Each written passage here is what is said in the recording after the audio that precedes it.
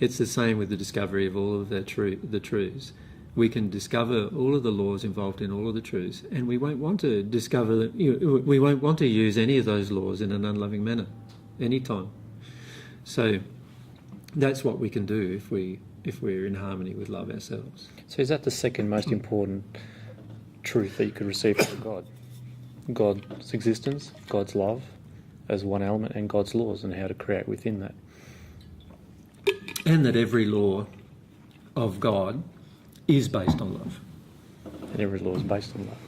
So it's tied back again to love. So it's like I said, love is the foundation of every new discovery. Every new discovery, scientifically, medically, like physically, educationally, mathematically, and we could go on in every field of endeavour. Every new discussion, if we have love as the framework, the underlying basis, we can discover every new thing very, very rapidly. If love is love, because love is the framework of the universe. God, it's the key. It's the key. Key by which you discover everything. We can go through a process of experimenting, but we will still not discover everything about the particular thing we're experimenting about until we discover how love is involved in everything.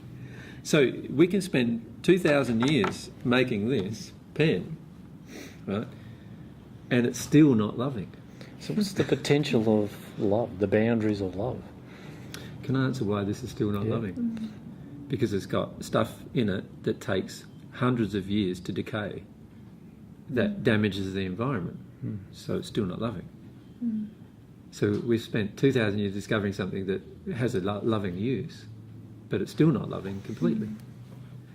So can we go back to your question?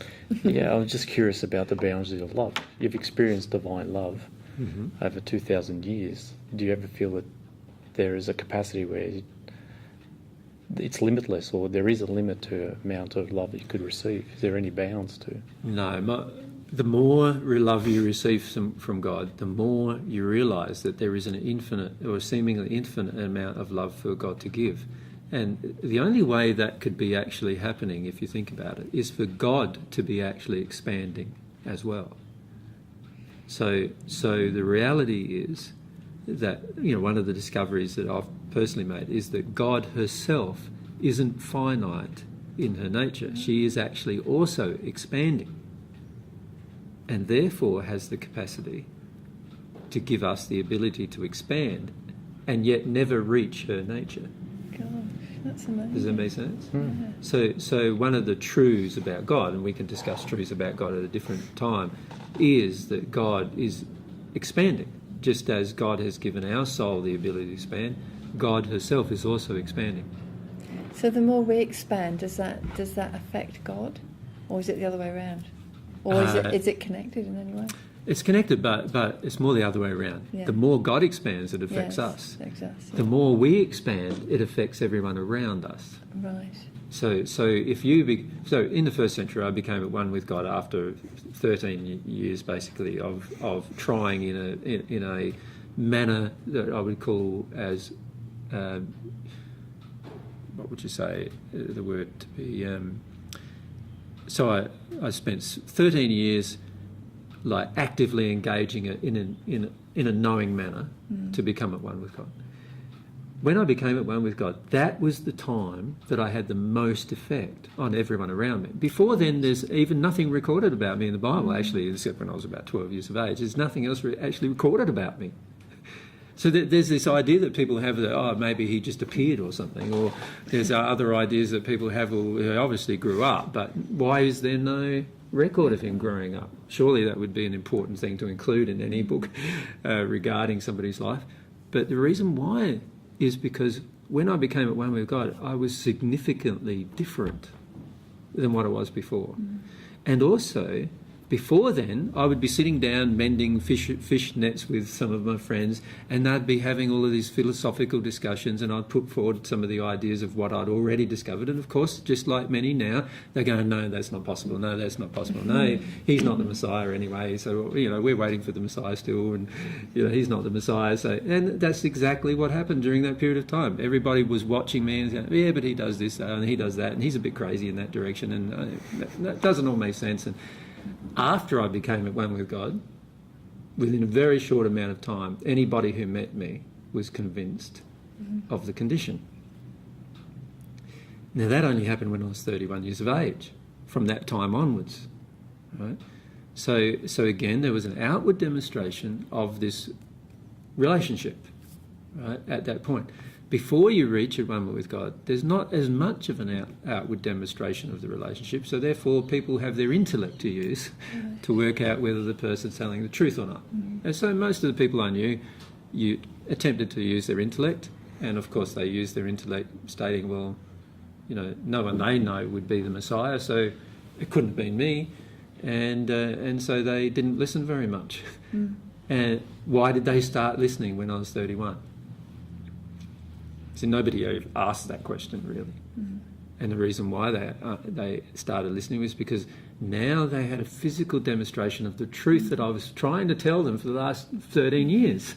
And they could feel it. And they could feel it, but also observe it and see the difference in the person completely. There's no injury in the person, and they can see that even. Often very challenged by it, but they could see it. And so now they have the ability to actually start questioning about things like God and God's nature and all of those kind of things. So I feel probably before we have a discussion next time or an interview about the physical things about the universe and how the universe operates physically, we'd be better off probably proceeding down the process of let's look at God, relationship with God, because that is the framework to understanding everything else.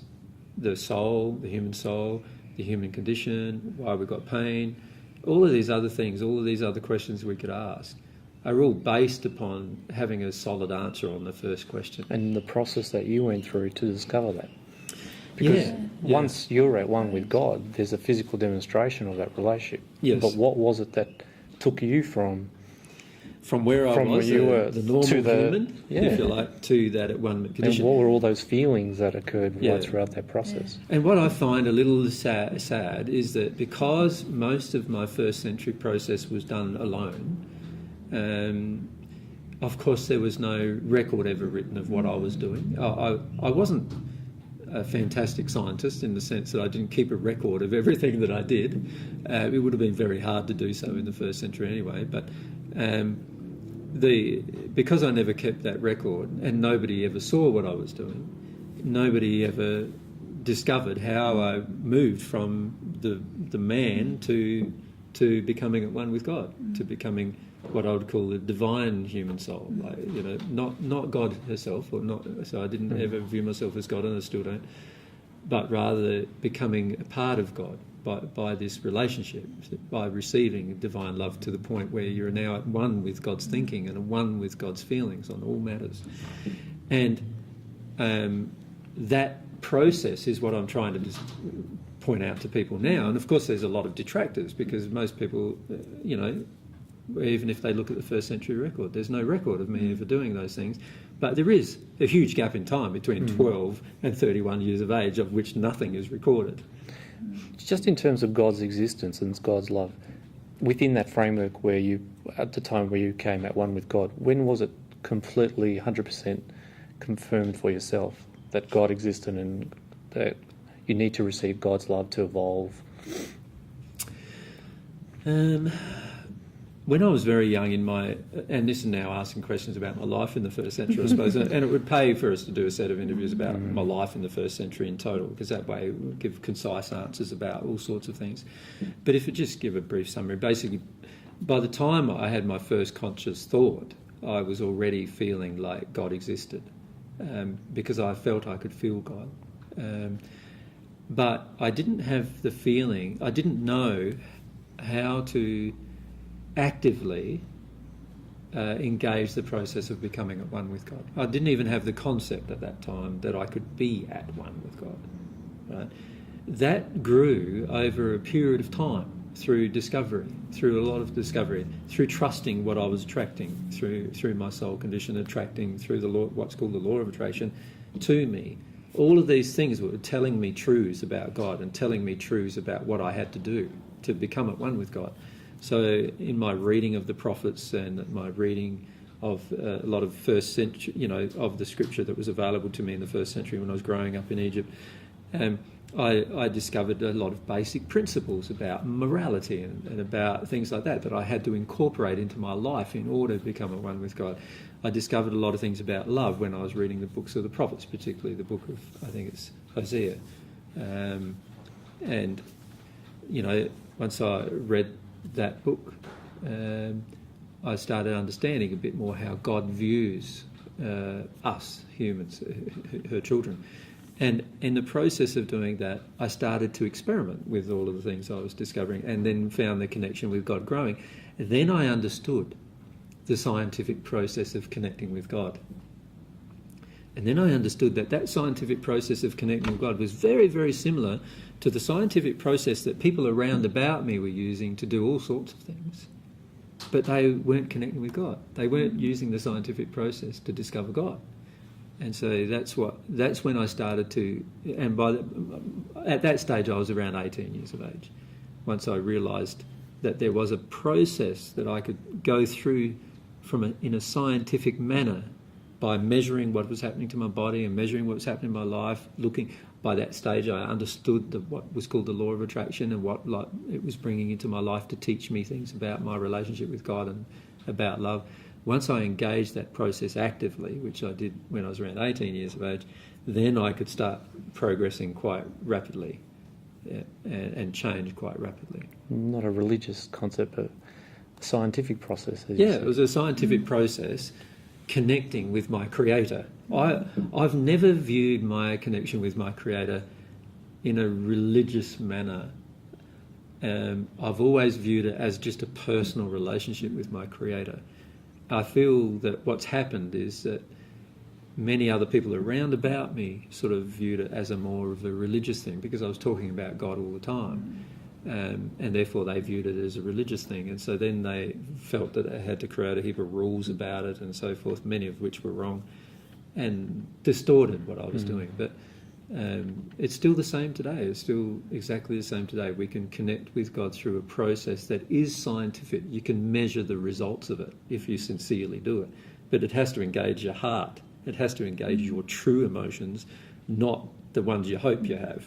So it has to engage your true personality, your true desires, not the ones you have for everybody else to see, Yeah. And once you understand some of these things, you can engage the process actively and actually go down the track of doing it in a really scientific, quite scientific manner.